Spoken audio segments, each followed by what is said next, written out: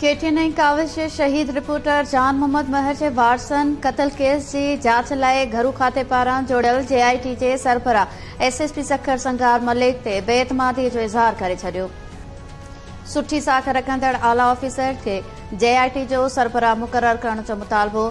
शहीद जान मोहम्मद महर जे वारसन जो चवणु आहे त सखर पुलिस हेल ताईं क़त्ल केस में नामज़द हिकु बि जवाबदार गिरफ़्तार न करे सघी आहे। पुलिस कातिल गिरफ़्तार करण बदिरां ठल्हा आसरा ॾिए पई। जेका पुलिस कातिल गिरफ़्तार न करे सघी उन जे सरबराह खे JIT जो चेयरमैन मुक़रर करण सम्झ खां ॿाहिरि आहे। कातिलनि जी गिरफ़्तारी ऐं क़त्ल केस जी जांच लाइ जोड़ियल JIT जे सरबराह संगार मलिक खे तब्दील करे संदसि जाइ ते सुठी साख रखंदड़ आला ऑफिसर खे मुक़रर कयो वञे। IG सिंध पारां जोड़ियल जांच कमेटी मां बि इंसाफ़ जी उमीद आहे।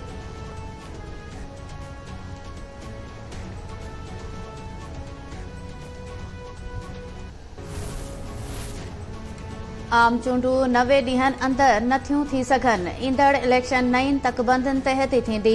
इलेक्शन कमीशन पारां अॼु 17 अगस्त खां नईं तकबंदियुनि जो मरहलो शुरू करण जो ऐलान।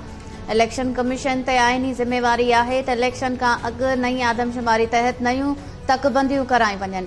इलेक्शन कमीशन नईं तकबंदियुनि लाइ 4 महीननि जो वक़्तु मुक़रर कंदे शेड्यूल जारी करे छडि॒यो।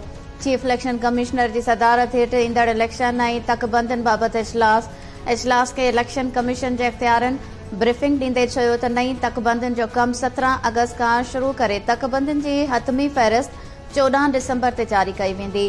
इलेक्शन कमीशन सूबाई हुकूमतुनि ऐं शुमारियात खाते खां मदद तलब करे वरिती।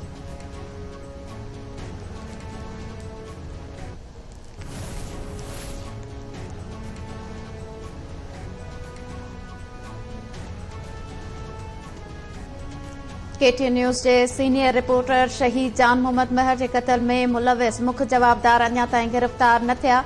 सखर पुलिस केस में नामज़द 2 सहूलतकार बख्शू महर ऐं बाबर महर खे गिरफ़्तार करे मथे ते हथ ॾेई वेही रही। कातिल अञा ताईं आज़ाद। वारसन समेत KTN न्यूज़ ऐं काविश सथ में सख़्त था। केस में नामज़द मरकज़ी जवाबदार गिरफ़्तार करण जो मुतालबो।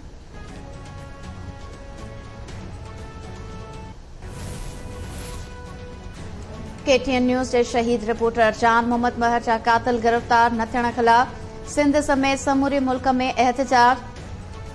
मुख़्तलिफ़ शहरनि में शहीद जान मोहम्मद महर जे क़त्ल में मुलविस जवाबदारनि जी गिरफ़्तारीअ लाइ चोथे ॾींहुं बि एहतजाज। इस्लामाबाद लाहौर समेत मुल्क जे मुख़्तलिफ़ शहरनि में Pakistan federal union of journalist जे सॾ ते एहतजाज। PFU जे समेत मुख़्तलिफ़ सहाफ़ती सियासी समाजी तंज़ीमुनि पारां कराची मलीर जाम शोरो सखर पनो आकल रोहड़ी घोटकी जैकबाज सालेहपट कंदरा ऐं लाड़काणे में एहतजाज। सेवण ठठो शिकारपुर मेहरापुर नवाबशाह निगरान वज़ीर आज़म अनवारुल हक काकड़ पारां 18 निगरान वफ़ाक़ी वज़ीरनि ते मुश्तमिल काबीना जे मेंबर्स हल्फ़ खणी वरितो। ऐवान सदर में थियल हल्फ़ बरदारी तक़रीब में सदर आरिफ अलवी निगरान वफ़ाक़ी वज़ीरनि खे हल्फ़ खणायो। जलील Abbas Jilani, Shamshad Akhtar, Murtaza Solangi, Madad Ali Sindhi, lieutenant general retired Anwar Ali Haider निगरान वफ़ाक़ी वज़ीर तौर कसम खणी वरितो। मुर्तज़ा सोलंकी, गोहर एजाज, डॉक्टर ताबिश गोहर, अनीक अहमद हल्फ़ खयो। Jamal Shah, Sarfraz Bugti, Ahmad Tarar, Khalil George, Ahmad Irfan Aslam, doctor Umar Saif, Shahid Ashraf Tarar, doctor Nadeem Jan, Mohammad समी सईद भी निगरान वज़ीर तौर हल्फ़ खयो।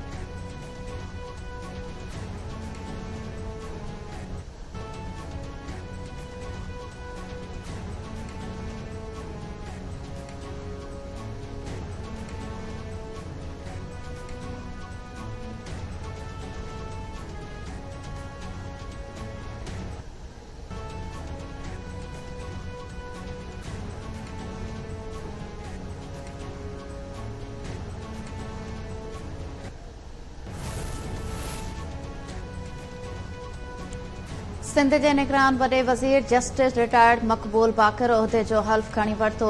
गवर्नर हाउस में थियल तक़रीब में governor Sindh Kamran Tessori justice retired Maqbool Baqar खे निगरान वॾे वज़ीर जे उहिदे जो हल्फ़ खणायो। तक़रीब में अॻूणो वॾो वज़ीर मुराद अली शाह, पीपल्स पार्टी MQM ऐं GDA अॻवाननि समेत ॿियनि बि शिरकत कई।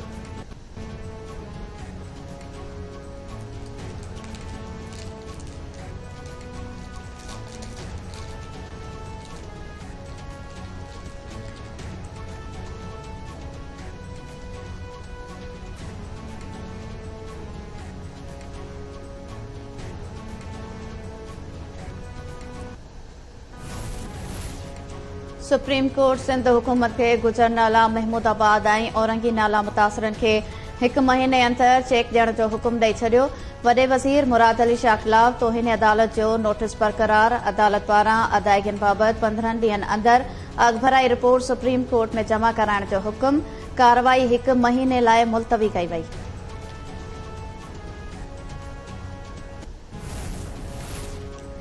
अदालत खे गुजर नाले जे मुतासिरनि जो मसइलो हल कराइण जी ख़ातिरी कराई आहे। वफ़ाक़ गुजर नाले जे मुतासिरनि खे घर ठाहे ॾियण जो वाइदो कयो हो पर पैसा जारी न कया। वॾे वज़ीर मुराद अली शाह चयो आहे त तौहीन अदालत जी कार्रवाई अॻूणी वफ़ाक़ी हुकूमत ख़िलाफ़ थियणु घुरिजे। सिंध जा 462 अरब रुपया सुप्रीम कोर्ट में पयल आहिनि, जारी कया वञनि।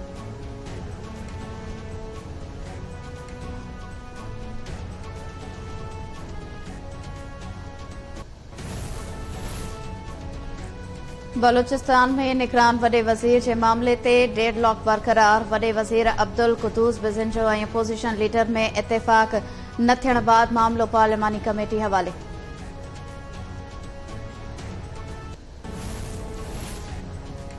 सिंध जे मुख़्तलिफ़ ज़िलनि में मेगा करप्शन केसिस जा फाइल ॿीहर खुली विया।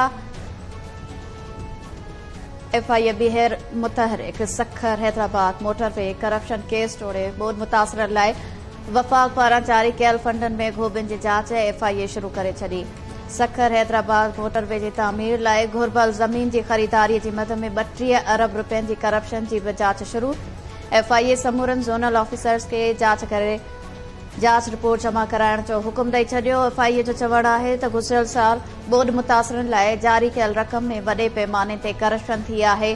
सांगड़ ऐं दादू में 103 माण्हुनि खे 31,000 टेंट, राशन बैग ऐं इमदादी सामान ॾियण जी जांच कई पई वञे।